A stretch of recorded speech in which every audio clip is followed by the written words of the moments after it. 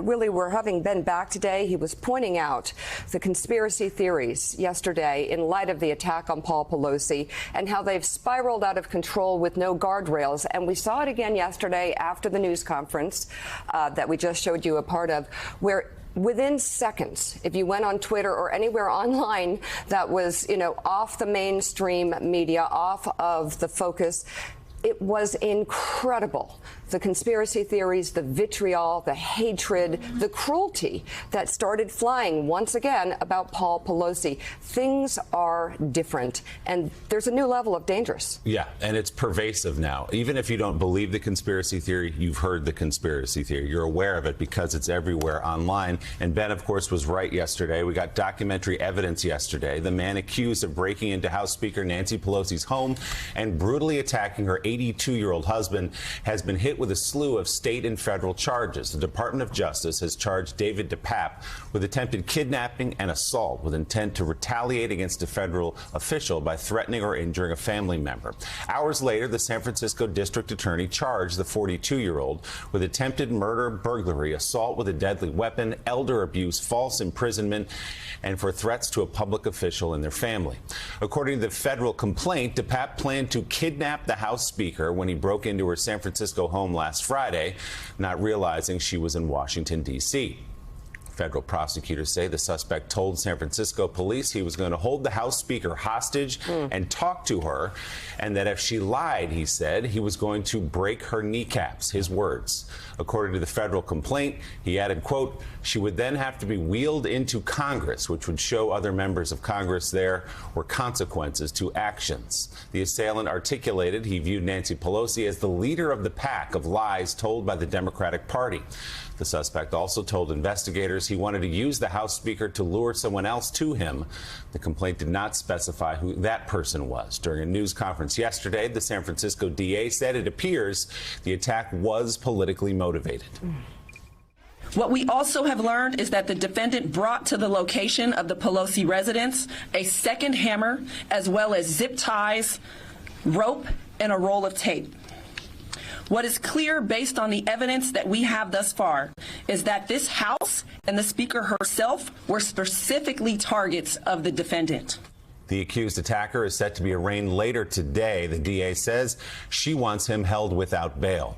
At last check, Paul Pelosi still is in the ICU. The House Speaker released a statement yesterday that reads in part, we've been deluged with thousands of messages conveying concern, prayers, and warm wishes.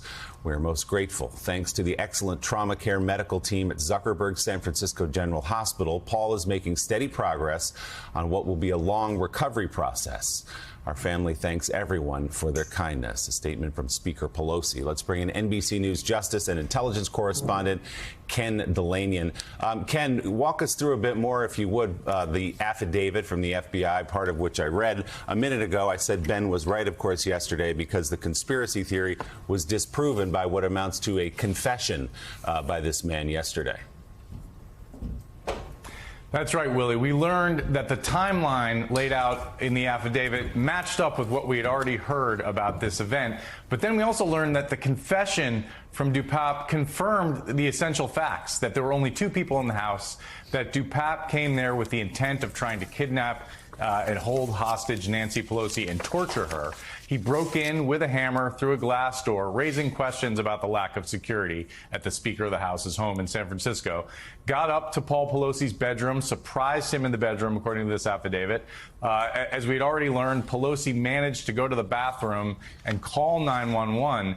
What we learned yesterday was that the assailant knew he did that, but decided to stay there anyway to face the police because he believed he was opposing tyranny and surrender was not an option. So he already was using that kind of language, this QAnon sort of January 6th style language. And then when police arrived, they say that both men had their hands on a hammer. They asked if everything was okay. DePape said everything's fine here, then immediately wrested the hammer from Paul Pelosi and smashed him in the head with it, according to police. And then they went and grabbed the assailant, interviewed him. And the most chilling part of the interview was that he said that his intention was to hold Nancy Pelosi, ask her some questions. He assumed, he said, that she would lie to him, and then he would smash her kneecaps with a hammer, and he hoped that she would be wheeled into Congress as a lesson to other members of Congress, because he believed she was in charge of the lies from the Democratic Party, according to this affidavit. And I think what's really important about this federal prosecution, guys, is that this assault charge, it's not just an assault charge. It's a rarely used charge.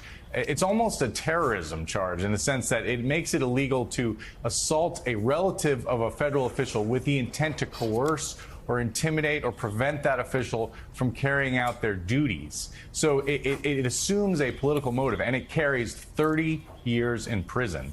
And it's rarely used. And as I was talking to Justice Department officials about why they brought this case, even though they knew that the locals would have plenty of charges and plenty of prison time, they really believe that this is a dangerous moment in our democracy, not because this is a Democratic Speaker of the House's residence that was attacked, but because there's so much rhetoric out there, dangerous rhetoric, encouraging violence against politicians, election workers, that they felt it was really important to bring a federal case here, and particularly this charge of trying to intimidate a federal official, to send a message that this conduct cannot be tolerated.